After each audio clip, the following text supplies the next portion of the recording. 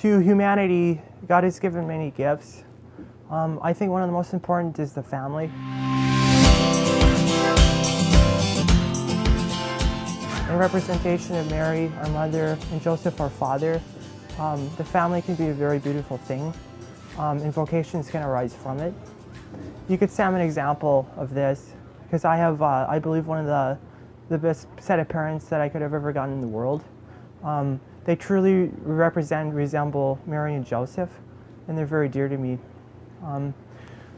They taught me the most important thing in this world is to love God, and that after that, loving others, follows, because that's what God wants. But they taught me, and they gave me my best gift of faith, and this is an irreplaceable gift, and I'm very grateful for them for giving me this gift. They also taught me to serve others, and that to be selfless and put others first. And again, this has been a big lesson in my life, and something that's been very important. As well as getting a very loving mother and father, God gave me a very loving family. So from the love of my mom and dad came, they wanted to share the love, so God gave them my siblings. I have an older brother, Austin, who's 2 years older. And through my whole childhood, he's been a good example and a good peer influence for me. So I see, whether it been through school or different events, I had someone to look up to. And then God gave me my best friend, my twin Nathan, and he's 2 minutes older than me. But growing up, I've always been very close to my siblings, and they've been very important to me in my faith. Growing up, I grew up in Little Flower Parish, which is in Minot. That's where I'm from. But that's a very beautiful parish. It's filled with many faith-filled people that have also given me an example of what it's to be a good Christian. So I'm also very thankful for that. So growing up, my faith was very important to me, and I wanted to be active in my community. So I began hockey and t-ball, and like most other boys my age, sports. Then I also began Cub Scouts, and I did that for about 11 years, and I'm actually an Eagle Scout. But again, like my parents and my faith, the Boy Scouts has taught me to be a servant of others, and that it's important to love others through the works of service. Also through this time, I expanded my faith through CCD and other Catholic education. So this helped me to know God a little better. But through this time, my love for my family grew, and we bonded together, and we became very close.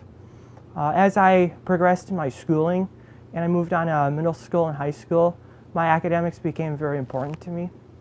I love education, and I love learning new things. I've always had a curiosity for our world and the different gifts that God has given people.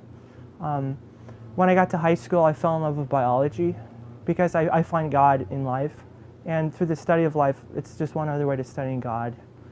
So I love that. But like I said, through my education years, I became very attached to my studies, and I put a lot of time into studying and doing the best I could for God. I graduated with a 4.0, which was important to me because it was a reflection of how much I wanted to succeed for God. But also during this time of growing up, my family faced a really big difficulty. When I was a freshman in high school, my life seemed perfect. I had good grades. Financially, we were doing really well in my family, and we were all close. And it seemed like we were, we had a little heaven on earth.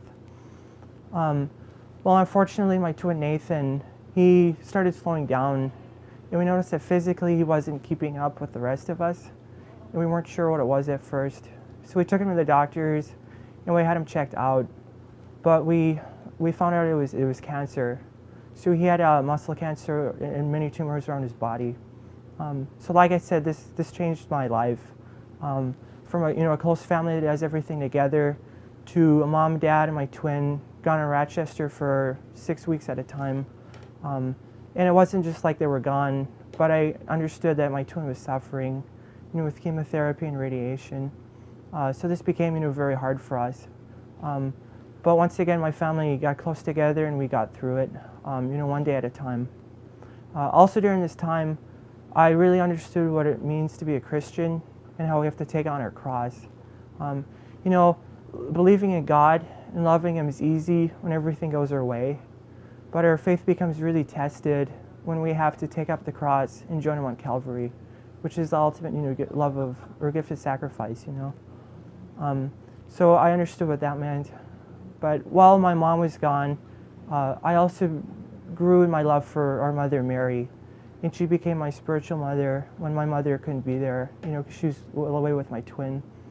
So I grew in love with her, and my devotions to her, increased. So I started saying the rosary, and I became very attached to the rosary. And I even started the hobby of making rosaries for others, which I really like because I could spread, the love that I have to other people.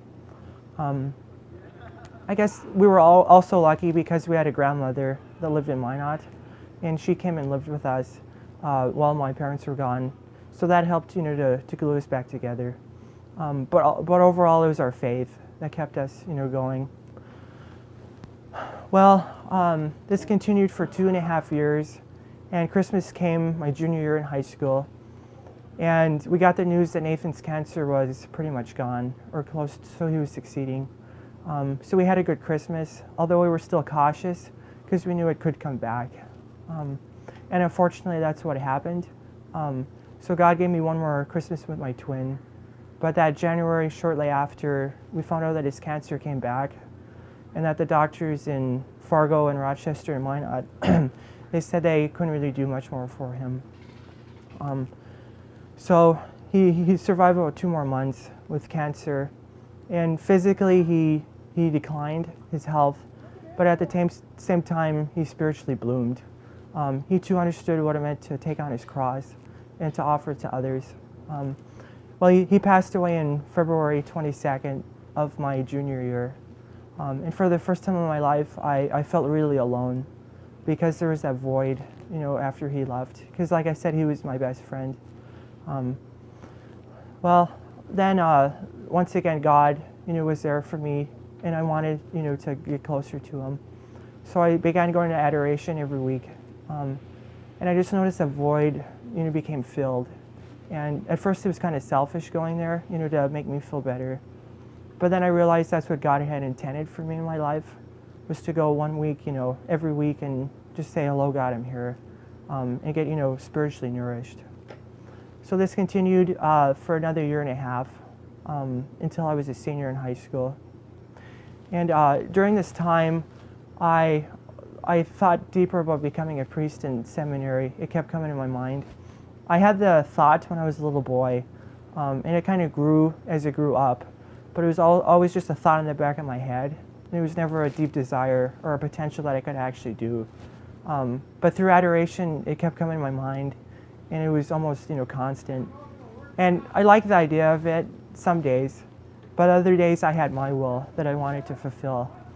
And it was kind of confusing because, I tried to figure out all the puzzle pieces. It was like, for an analogy, God was throwing down these puzzle pieces, and I was looking at them and picking them up and observing them and looking at the shape and everything. And I was rearranging them to how I wanted, to see the picture. But this didn't give me any peace because it wasn't the image that God wanted me to see. But I still continued going to Adoration, and I got advice from my pastor, Father Fred. And he said, just take time. Don't try and figure it out yourself. Just trust God and deepen your love with Him. So I did that. And then through Adoration, I felt called to go to a college and not seminary right away. Well, I really love biology, like I said, and I learned to take care of other people in, a healthcare system. So I learned that from my twin Nathan and helping him. So I wanted to continue that in a way. So I went to St. Thomas Aquinas, or University of North Dakota, and there I went to the St. Thomas Aquinas Newman Center quite oftenly. And there I continued to go to weekly adoration and daily mass whenever I could. And it was just that rock, for me in the university.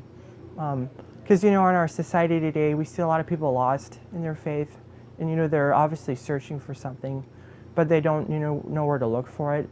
But here, like at the University of North Dakota, it was just right at the Newman Center. And I found that, which I'm very grateful for.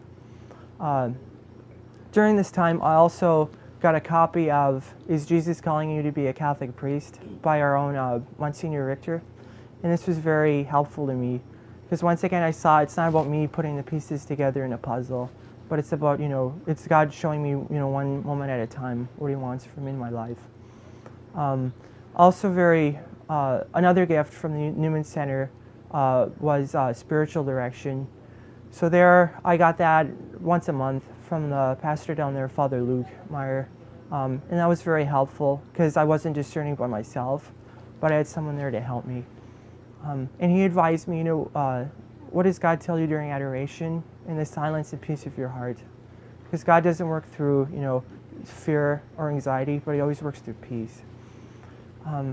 So I did that, and once again, the thought of seminary came to my head, and I couldn't get rid of it, nor did I want to, but it was just always there. So I called Father Waltz, and we had a meeting in October, and that was helpful just to see what my potential steps could be. Well, I continued praying about it and seeing what God wanted from me in my life, and then January came, and I thought maybe I need an application, so I asked one and I filled it out, but little by little. But I was still wondering, is this really what's right for me? Well, one day in February, I went into the chapel at the Newman Center, and I just answered in there, and I just went in the pew, and I just told God I surrender, and I just want to be happy, and I give you everything. Then like a peaceful wave came over me, and the thought of seminary came to mind. Then I decided to surrender.